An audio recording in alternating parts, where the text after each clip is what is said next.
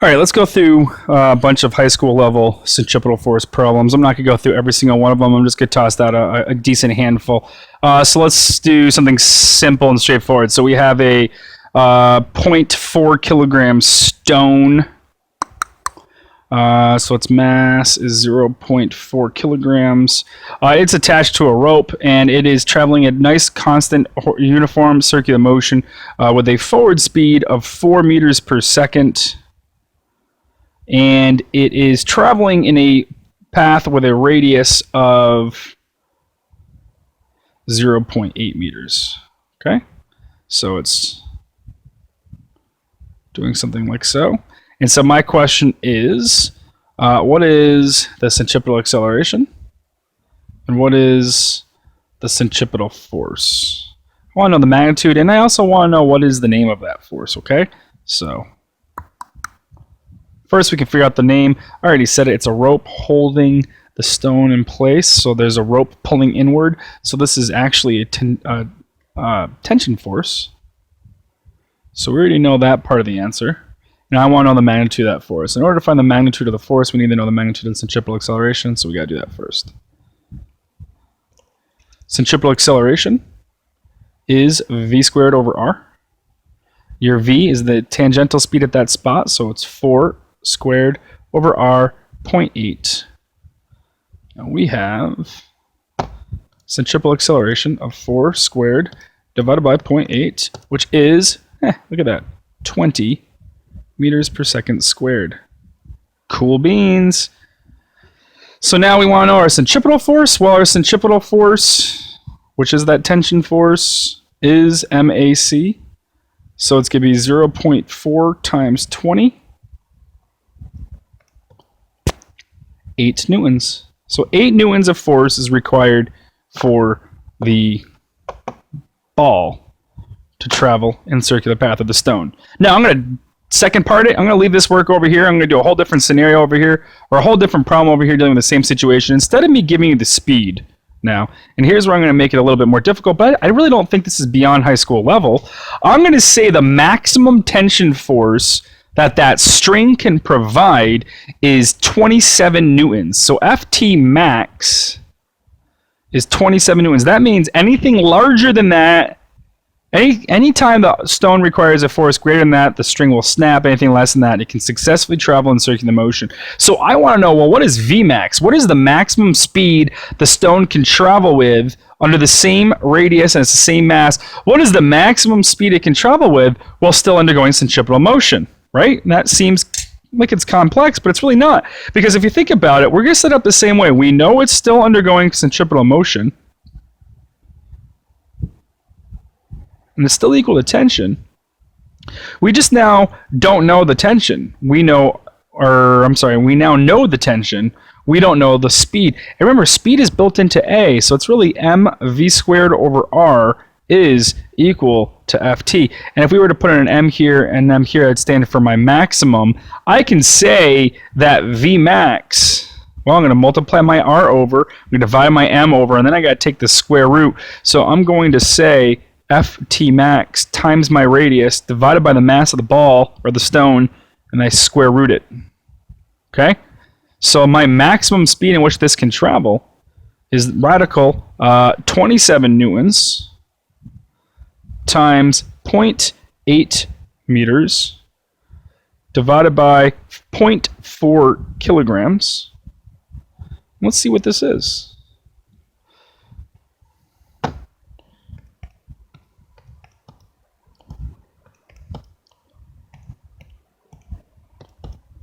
Looks like I can have this ball traveling as fast as 7.35 meters per second. Anything faster than that, string will snap. Anything less than that, we're good to go. We have enough centripetal force. You got it? Does that make sense? I hope so. All right, let's go ahead, use the same diagram. I'm not going to erase that, but I'm going to erase all the work because it's a different problem now. Now I've got this object. Let's say I have a ball that I'm hurling around. Again, it's going to be centripetal. So I'll write down centripetal. It's still going. This is initial velocity. And I'm going to have this ball in more than one path here. Okay, I'm going to have multiple paths. And I want to know, so this is A, B, C, D, and then E, okay? And I'm going to place a target right here, okay? And I want to know, as I'm whirling this ball around, okay, on the string, I'm like, woo-hoo-hoo, where do I let go of the string such that it hits the target? A, B, C, D, or E. Now let's think about this. Remember, at every instant, the ball is going tangent to its motion, so it's going forward to wherever it is. If I remove that string, it will continue to go forward. If I keep the string there, it'll continue to turn. So in this spot, where it is at point A, if I were to get rid of that rope, it would just go down here. It would hit the board down here. That would miss the target. Okay? So it's definitely not A. A lot of students will unsuccessfully say it's E because they think that outward force bit, you let go of that string, it's going to shoot outward. But we already showed that, right? If we were to remove that centripetal force, I did it with the marker. Let's see if I can successfully do it with the ball. It's going to go forward to wherever it is, okay? Once again, if I were to remove the string at a spot, wherever I remove that string is where the ball will go forward, okay? So what I want to show you here is that if I remove that force, well, let's draw a tangent. Pew, here. Pew, here. Pew. Whoa, wait, look at that. If I get rid of that string at D, yeah, that ball should hit that target. That's it. If I do it at E, it's going to hit over here somewhere. We're going to miss that target. Does that make sense? I hope so. Let's see here. What else can I do for examples? I got an idea. 1 second. All right. So, yeah, magically, board erased. This guy's set up here. This is something that we do in class a lot. If you have anything at home, maybe a roll of duct tape or anything circular, even bigger like this, I don't know, the inside of a Frisbee, you could probably think of a billion things, even a bowl. And you see these inside malls, something similar that's like in malls and stuff too. Not quite this, but I think you'll know what I'm about to show you. Perhaps not. I want to get this ball to travel and maintain circular motion. So if I just kind of oscillate this hoop around, give it a slight nudge, because if I didn't have to worry about friction, the ball, see, I'm not moving the hoop at all. The ball would stay like this forever, but friction's going to slow that ball down around enough. Eventually it'll stay at a circular motion. So when I move this hoop back and forth, all I'm doing is kind of overcoming friction. And I could push harder and harder and harder, and I'm increasing its speed.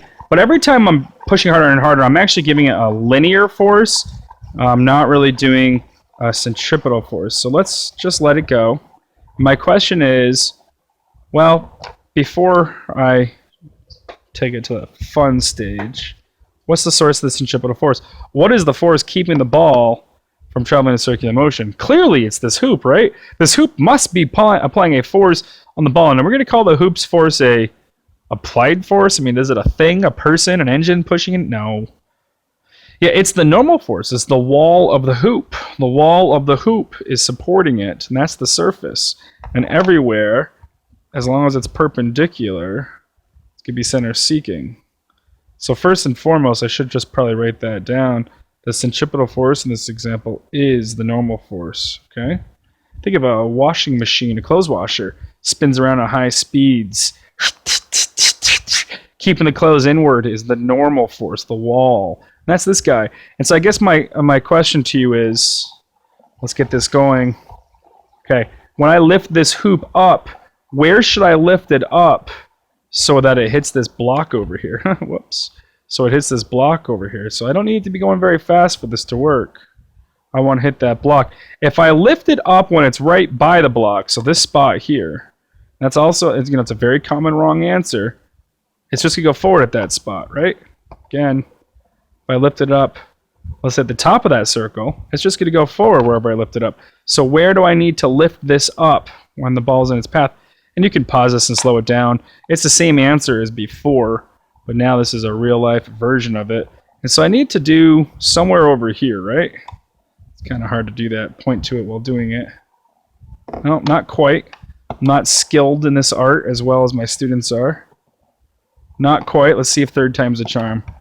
Don't embarrass yourself. Right? Hey, there it is. I just need to calibrate. And so if I can, maybe we can turn this into a fun game. Not really fun, but a semi-fun game. You see that ball clearly travels in straight line motion when it's no longer experiencing that centripetal force, okay?